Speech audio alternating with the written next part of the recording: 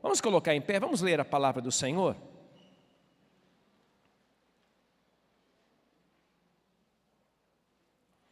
Abra comigo lá em Filemon. É o livro que está antes de Hebreus. Hebreus é um livro mais fácil de ser achado. Achou Hebreus, você volta um pouquinho, você achou Filemon. Versículo 4. Paulo está escrevendo para este filho na fé e amigo, chamado Filemon. E no versículo 4, Paulo faz a seguinte declaração: dou graças ao meu Deus, lembrando-me sempre de ti nas minhas orações, estando ciente do teu amor e da fé que tens para com o Senhor Jesus e para com todos os santos, para que a comunhão da tua fé se torne eficiente. É importante que a comunhão da fé se torne eficiente, no pleno conhecimento de todo o bem que há em nós para com Cristo. Pois, irmão, tive grande alegria e conforto no teu amor, porquanto o coração dos santos tem sido reanimados através de você, ou por teu intermédio. Vamos orar mais uma vez. Pai, nós acabamos de ler uma pequena porção da tua palavra. Que teu Espírito Santo tenha liberdade plena em ministrá-la ao nosso coração. E que possamos, Senhor Deus, não somente sermos conhecedores, mas sobretudo praticantes da tua palavra. O nosso desejo que a tua graça possa inundar e tomar conta do nosso espírito.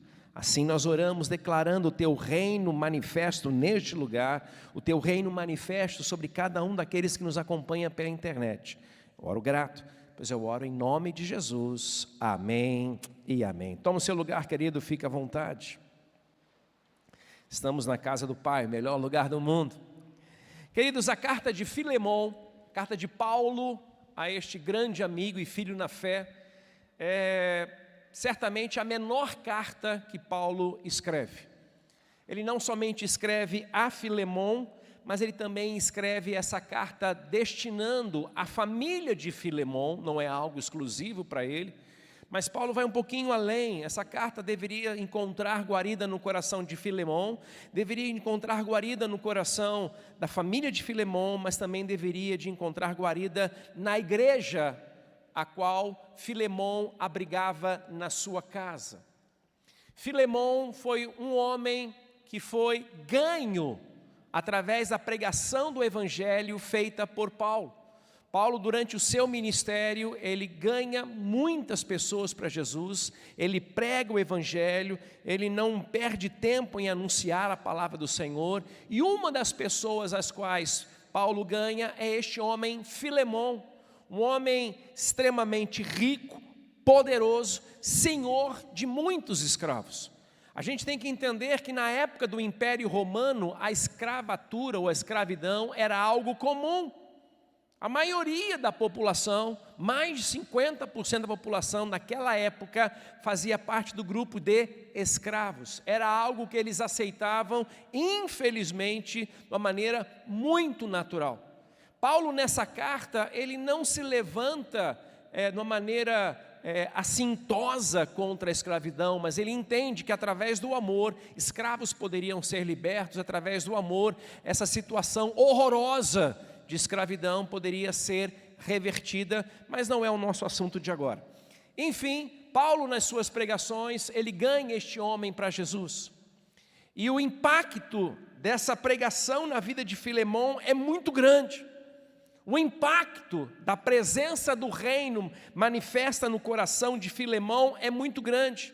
Ele não somente se arrepende dos seus pecados, ele não somente começa a viver uma nova vida, mas a partir daquele momento ele decide ser um abençoador.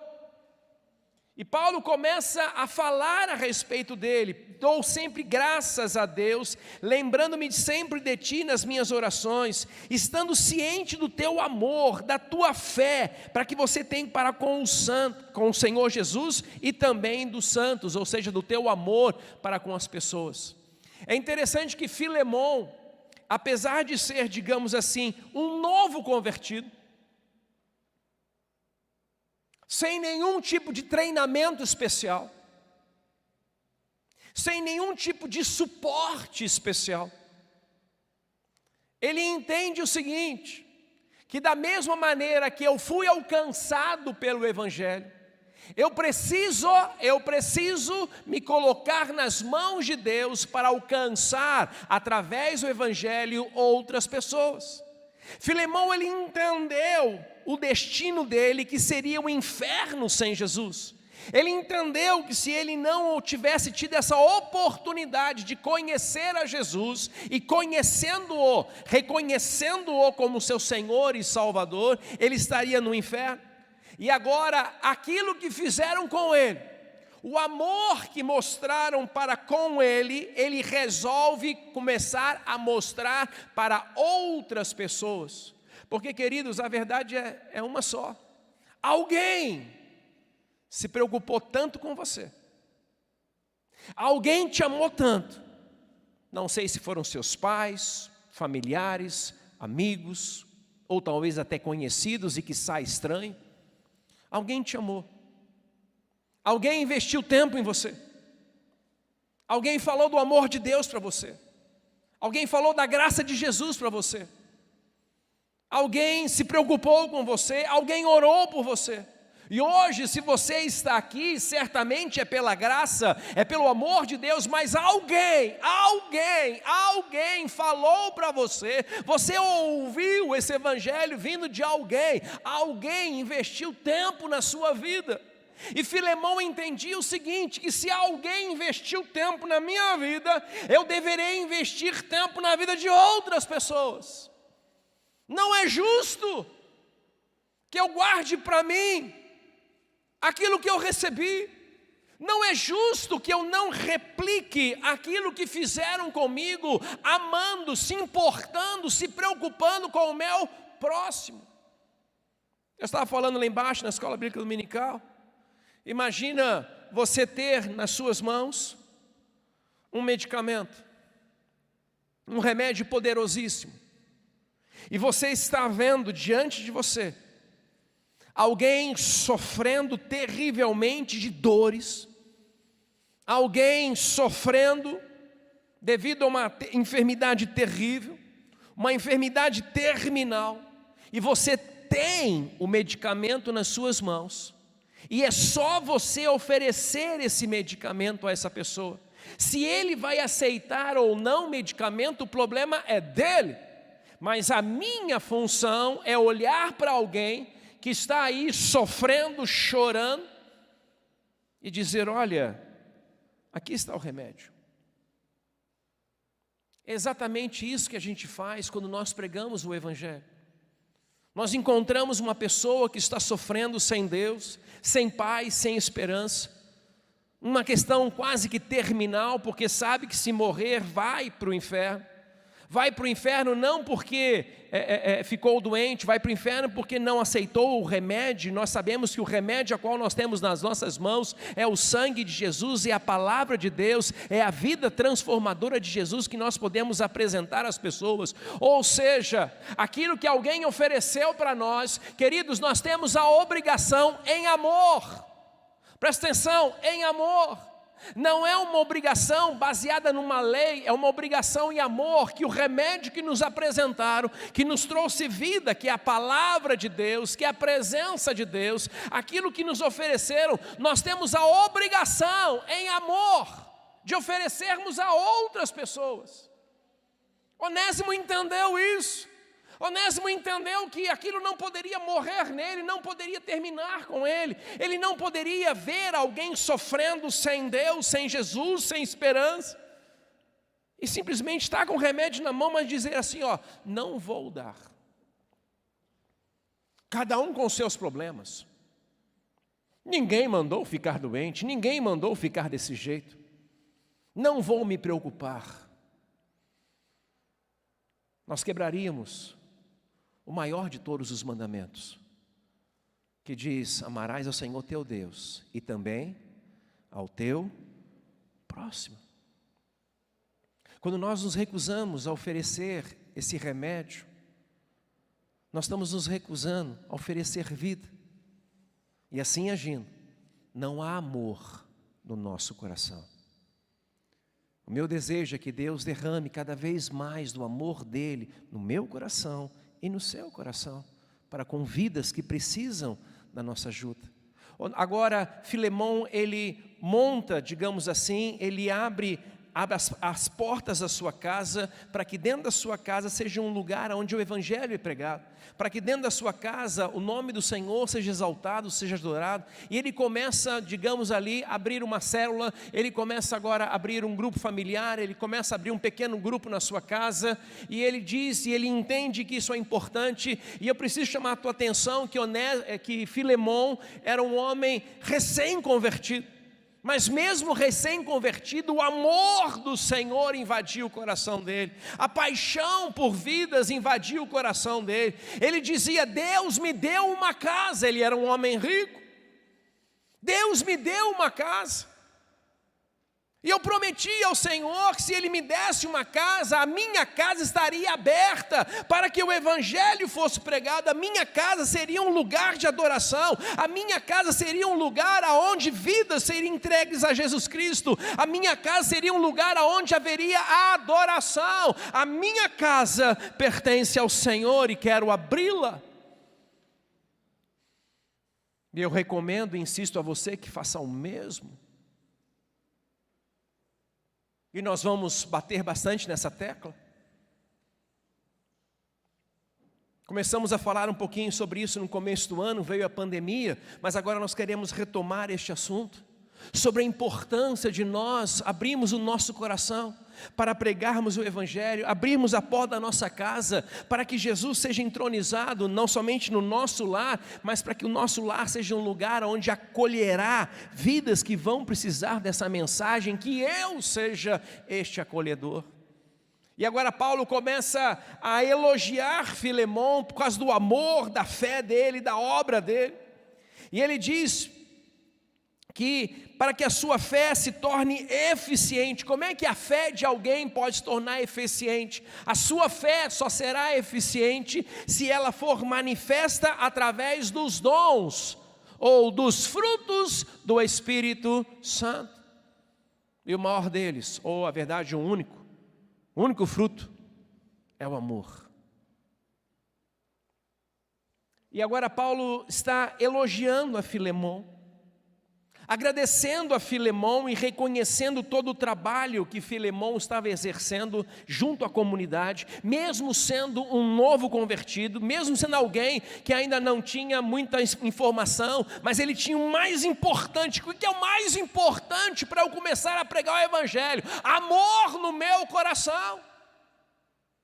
De que me adiantaria pregar o Evangelho às multidões se essa motivação não fosse única e exclusivamente gerada por amor? O desejo de servir, o desejo de amadurecer, o desejo de crescer, já havia no coração de Filemão, e ele começa essa obra. E agora Paulo, na verdade, quando a gente vê a Bíblia, a gente entende que a Bíblia foi escrita por homens, mas inspiradas pelo Espírito Santo. Então é o Espírito Santo que está elogiando a Filemão. Agora, Paulo tem uma outra razão para escrever essa carta. Essa carta foi escrita em prisão. Paulo fora condenado injustamente à prisão. E agora ele estava morando em Roma, ele estava sob a tutela do Império Romano para ser julgado. Mas Paulo não perdia tempo. Paulo o tempo todo ele pregava o evangelho, ele havia em liberdade pregado o evangelho a Filemon, deixado ali um discípulo, e agora ele é levado, saindo de Colossos, porque provavelmente, para não dizer certamente, Filemon morava na cidade de Colossos, tá? E agora, Paulo agora é levado para Roma, ali ele se torna cativo do Império Romano, e ele conhece, por uma coincidência enorme, ou por um que a gente chama de Jesuscidência, ele conhece um homem, Onésimo, que era fugitivo. Ele andando talvez pelas ruas, porque ele estava em prisão domiciliar, ele conhece esse homem chamado Onésimo. Ele fala para Filemão: olha, Filemão, eu queria te falar a respeito de Onésimo. Mas o que uma coisa tem a ver com a outra? Paulo está lá em Roma elogiando Filemão, e daqui a pouco ele muda de assunto e começa a falar de um tal de Onésimo. O que aconteceu? Paulo conhece esse Onésimo lá em Roma. E estando em Roma, Paulo começa a pregar o evangelho a este tal de Onésimo. Quem é Onésimo? Onésimo era um escravo fujão. E provavelmente ladrão. Provavelmente, porque o texto nos dá margens para entendermos assim, porque Paulo fala: se alguma coisa ele roubou, eu vou restituir. Então me dá a entender que ele havia roubado sim. Então veja bem, Paulo conhece esse tal de Onésimo, prega o evangelho para Onésimo, e Onésimo começa a abrir o coração para Paulo, dizendo: Paulo, eu sou um escravo. E eu estou fugindo do meu Senhor. E agora que eu me converti, o que eu faço? Não é porque a gente se converteu, queridos, que todo o nosso passado é apagado. Nós temos que entender que a única pessoa que apaga o nosso passado é Deus. A Bíblia fala que Ele faz nova todas as coisas. Aquele que está em Cristo é uma nova criação. Tudo se fez novo. Então, quando Deus olha para você, Ele não te condena absolutamente de nada daquilo que você fez antes de conhecer a Jesus. Porque a Bíblia fala que quando nós não temos Jesus no nosso coração, nós somos escravos do pecado. E o pecado dizia pula, a gente pulava. O pecado dizia deita, a gente deitava. O pecado dizia coma, a gente comia. O pecado dizia minta, a gente mentia. Nós éramos escravos, a gente não tinha domínio sobre isso. Mas quando Jesus nos perdoou, Ele nos libertou do escravo, do poder do pecado. Por isso que a Bíblia fala que agora o pecado já não tem mais domínio sobre nós. Ele já não é mais o nosso Senhor. Ele já não manda na gente. Mas quando nós não tínhamos Jesus, nós fizemos um monte de coisa errada. E a Bíblia nos revela que tudo aquilo que a gente fez, o sangue de Jesus nos perdoou. Agora, não é porque o sangue de Jesus me perdoou e eu, aos olhos do Pai, sou uma nova pessoa, que aos olhos do mundo eu também o sou. Não é porque Deus me perdoou que todas as pessoas que estão ao meu redor me perdoaram também. Não é porque eu me converti que eu ainda não devo satisfações às pessoas que eu prejudiquei no meu passado. E agora Paulo, conhecendo a Onésimo, ele diz: agora, Onésimo, Deus já te perdoou de todos os teus pecados, Deus já te purificou de todas as suas ofensas, mas agora está na hora de você colocar sua vida em ordem. E aí talvez em um determinado momento Paulo pergunta: você era escravo de quem? Quem que era o seu senhor?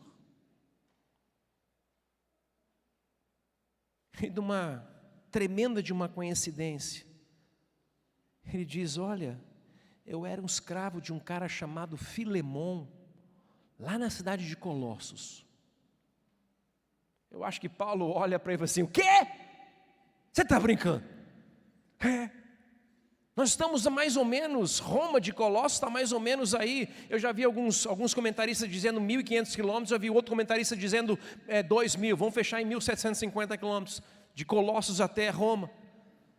Coincidentemente, Paulo conhecia o Senhor de Onésimo. Coincidentemente, Paulo falou assim: rapaz, está brincando? Eu conheço o teu Senhor. Ah, você conhece? Conheço. E deixa eu te falar uma coisa, este cara é um homem de Deus. Este homem é um homem cheio de amor. Este homem é um homem cheio de graça. Este é um homem com coração que perdoa, porque quando Jesus entra no coração de alguém, esse alguém se torna alguém apaixonado por Deus e pelo seu próximo.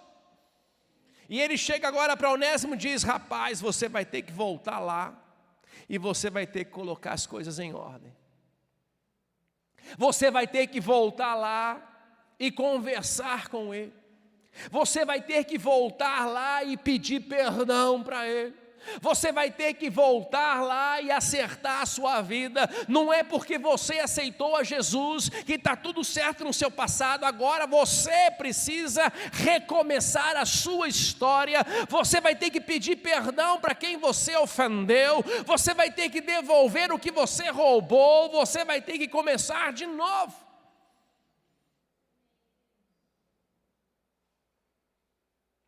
E essa fase é uma fase difícil, queridos. Porque nem todos vão nos abraçar. Já falei aqui algumas vezes de pessoas que se envolveram com algum tipo de droga.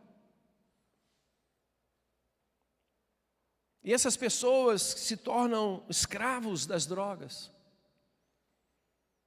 Desculpa a minha linguagem, elas ficam sem noção. Elas perdem a realidade da vida. E o desejo, dessas pessoas que são escravos das drogas é alimentar esse seu vício. Muitas pessoas começam a roubar.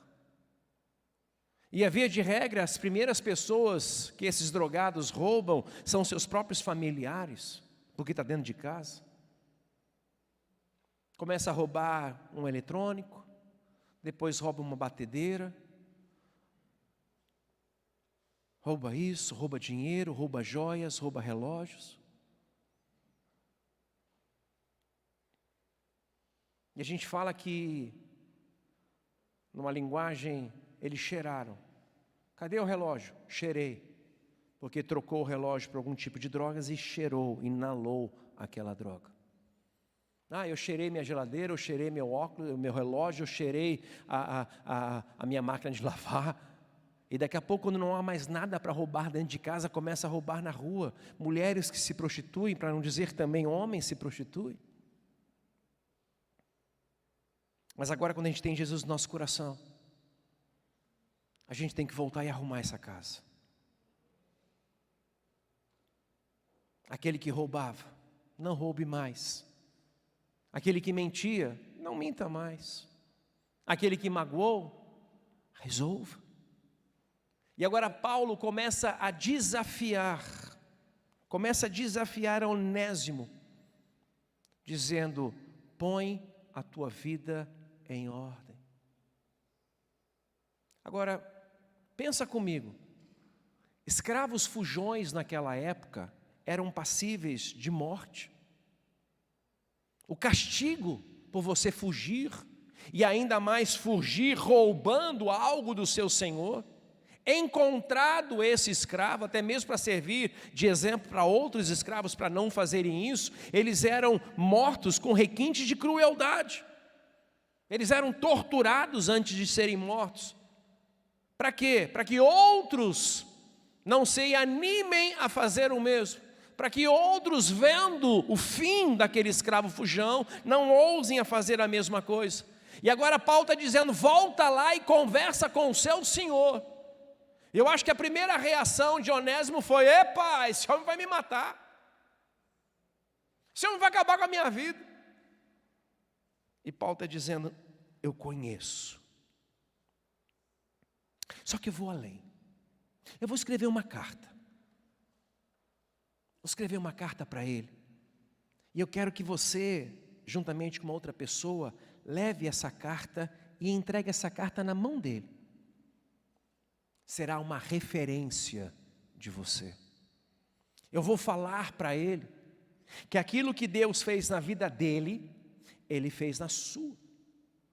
Eu vou falar para ele que aquilo que Jesus fez na vida dele, colocando paz, alegria, enchendo de amor, agora Ele está fazendo na sua vida. E Paulo escreve agora para Filemão dizendo: olha, eu quero que você receba Onésimo como se fosse a mim mesmo. Eu quero que você receba este homem não mais como um escravo seu. Eu quero que você receba este homem como se fosse um irmão seu, porque agora ele é o teu irmão em Cristo Jesus. E Paulo diz assim: olha, Onésimo, o nome Onésimo significa aquele que é útil. E Paulo diz assim, antes, versículo 11, ele te foi inútil, quase que um trocadilho em cima do nome do Onésimo, mas atualmente ele é útil.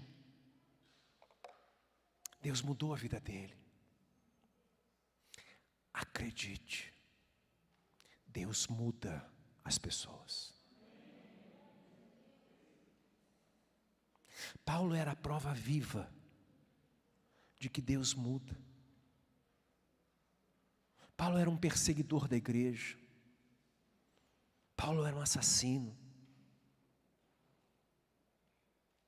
Tinha nas suas mãos sangue. Ele mesmo não matava, mas ele incitava o assassinato. Quando mataram Estevão, primeiro mártir do cristianismo, jogaram a capa de Estevão aos pés de Paulo. Isso significa o quê? Cumprida está a sua exigência, aí está os restos daquele que foi morto por sua ordem. Paulo está dizendo: se Deus mudou a minha vida, eu acredito que Deus possa mudar a vida de outros. Querido, não desista. Se Deus mudou a vida de Paulo, Ele pode mudar a vida do seu marido, dos seus filhos, do seu pai, do seu amigo, do seu sócio, do seu conhecido. Ele muda. Aquilo que Ele fez com você, comigo, Ele é capaz de fazer com outros. E agora Paulo está enviando a Filemão, a Onésimo de volta para Filemão. E ele está dizendo agora: eu quero que você o ame. Eu quero que você o perdoe. Paulo diz assim, olha, versículo 8, apesar de eu sentir plena liberdade em Cristo para te ordenar que você faça isso. Paulo podia dizer, olha, eu quero que você perdoe ele, receba ele em amor e trate ele com dignidade. Paulo poderia dar essa ordem a Filemão, porque afinal das contas ele era filho. E Paulo era autoridade sobre a vida de Filemão. Paulo podia dizer, faça isso. Prefiro, versículo 9, todavia solicitar em nome do amor, que você o receba. Em nome do amor, que você o perdoe. Sabe, nós temos que perdoar uns aos outros. Mas eu não quero que você perdoe, porque é uma obrigação. Eu vou perdoar, que coisa chata. Oh, meu Deus. Eu não quero que seja uma coisa infantil, quase que batendo os pés. O que Paulo agora está falando com Filemão rapaz, você já nasceu de novo. Você foi perdoado de todos os teus pecados. Só isso seria o suficiente para te dizer, perdoe, é uma obrigação sua. Mas Paulo está dizendo, olha, eu não quero usar de autoridade, eu não quero que você obedeça a palavra de Deus simplesmente porque você é obrigado. Mas eu quero que você obedeça a palavra de Deus porque há amor no seu coração. Eu falei semana passada que um jovem me perguntou: pastor, a gente é obrigado a dar dízimo? Eu falei: pela Bíblia, você não é obrigado nem a amar a Deus. Pela Bíblia, você não é obrigado nem a abrir o seu coração para Jesus. Jesus disse: estou à porta e bato. Se alguém quiser, eu entro. Se não quiser, eu não entro. Agora, obedecer a Deus trará a recompensa. Obedecer aos mandamentos do Senhor me trará bênçãos, abrirá janelas do céu sobre a minha vida. Eu não sou obrigado a amar a Deus, mas se eu o amar, certamente receberei o galardão por amar ao Senhor. Eu não sou obrigado a obedecer a Deus, mas se eu obedecê-lo, eu vou receber o galardão daqueles que são fiéis ao Senhor. Então eu não faço por uma obrigação, eu faço porque eu amo ao meu Senhor, eu faço porque eu sei que o amor de Deus me constrange a agir com o meu próximo desse jeito.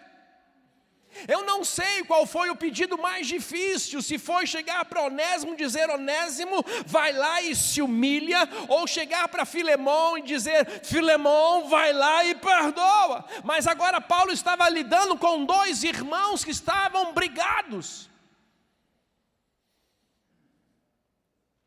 Um ofendido.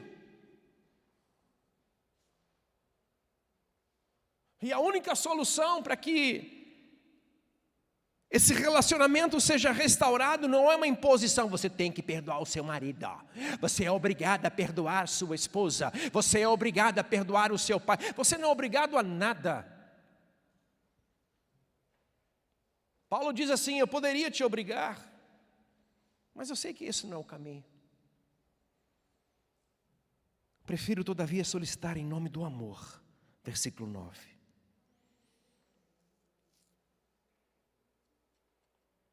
Em nome do amor. Porque eu, Paulo, sou um velho. Eu me assusto com isso, porque Paulo deveria ter uns 60 e poucos anos, mas enfim.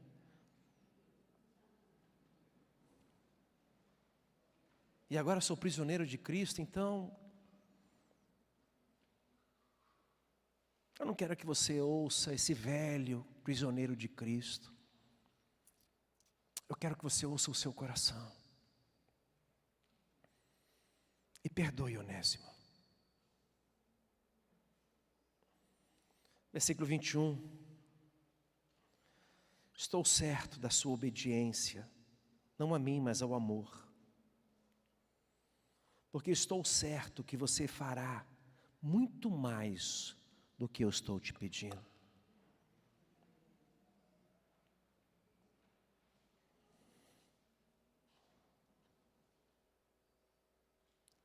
Perdoar não é dizer: eu te perdoo, mas não olha mais para a minha cara.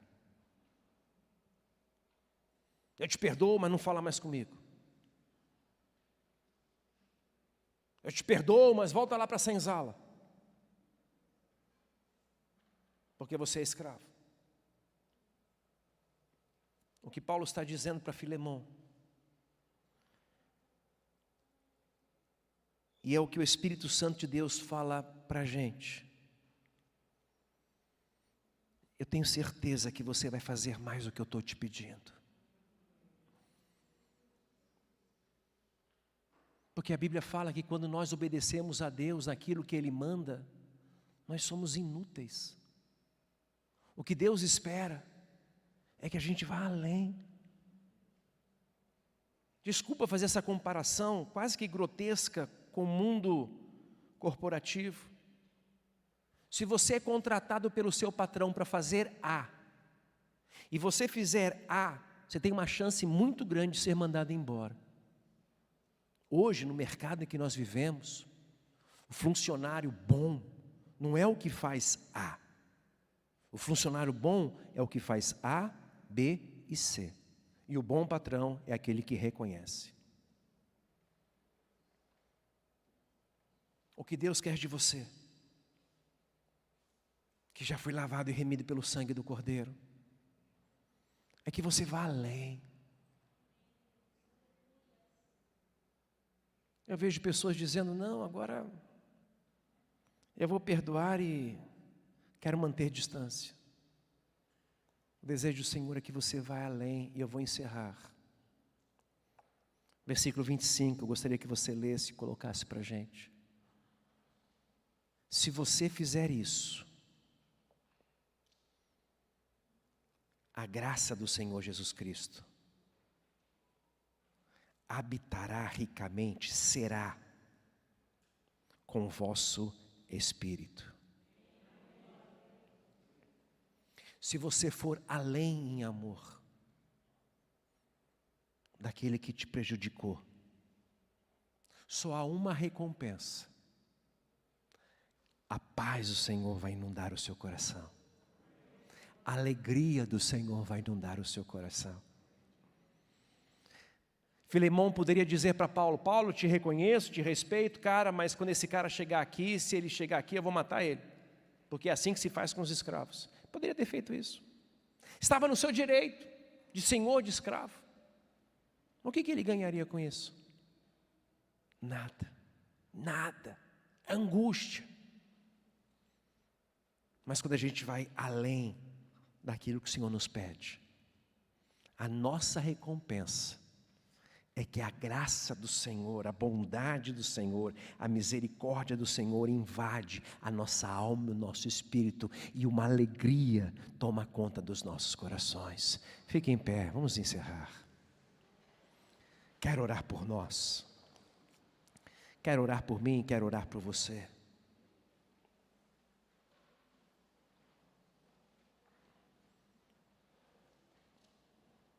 Somos desafiados essa manhã a agirmos como Filemão, receber aquele que nos machucou, receber aquele que nos feriu e perdoá-lo. Somos chamados essa manhã a agirmos como Onésimo, que se machucamos alguém, ferimos alguém, vamos consertar, vamos nos retratar. Porque fazendo assim, a gente para com isso. Desculpa a minha linguagem, a gente para com essa picuinha toda. Hoje, eu tenho visto uma quantidade de lares sendo destruídas. Eu nunca ouvi tanto a palavra divórcio como estou ouvindo hoje. Está na hora de a gente olhar para a atitude de Onésimo. Errei, vou consertar, vou assumir. Eu acho que ele volta com aquela carta de Paulo segurando, com lágrimas nos olhos. Imagina você fazer uma viagem de quase 2.000 quilômetros no lombo de um animal, voltando para casa dizendo, vai dar certo, vai dar certo, vai dar certo. Porque o amor que está no meu coração de pedir perdão vai estar no coração de Filemão em me perdoar. Filemão recebe aquela carta, ele olha para aquele escravo fujão, ladrão. Talvez a carne grite, dizendo, faça justiça! Mas ele olha as palavras de Paulo, receba ele como se fosse a mim mesmo. Receba ele como se fosse das minhas próprias entranhas, ou seja, um filho meu. Perdoe, não porque eu estou mandando, mas perdoe porque eu sei que no seu coração há amor. E se vocês fizerem isso, a graça do Senhor vai inundar o coração de vocês. Difícil? Difícil. Por isso que para ser crente tem que ser forte. Por isso que os fracos não suportam viver o Evangelho. O Evangelho é para gente como nós, como você. Gente forte. Gente madura. Gente sem mimimi. Gente lavada e remida pelo sangue do Cordeiro. Gente que diz, Senhor, eu vou além daquilo que o Senhor me pede. Eu vou reconstruir minha vida em Ti. Vamos louvar o Senhor com esse cântico, estaremos encerrando. Vou construir minha